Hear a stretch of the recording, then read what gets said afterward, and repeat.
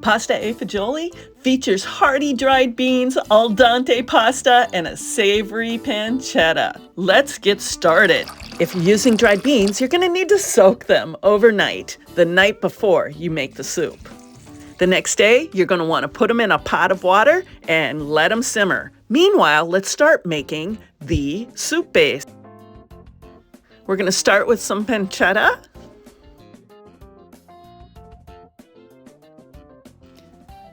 Add some finely chopped vegetables. We're going to add plenty of garlic. And then we're going to add the crushed tomatoes. This is going to build a rich and flavorful broth as a backdrop for our soup.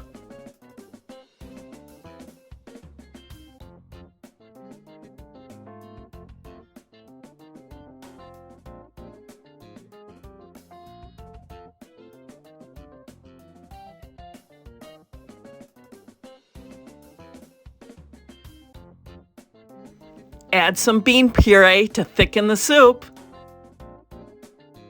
For ease, we're going to boil the pasta right in the pot. Add those beans, and then you're ready to stir in the Parmesan and garnish with a big handful of basil.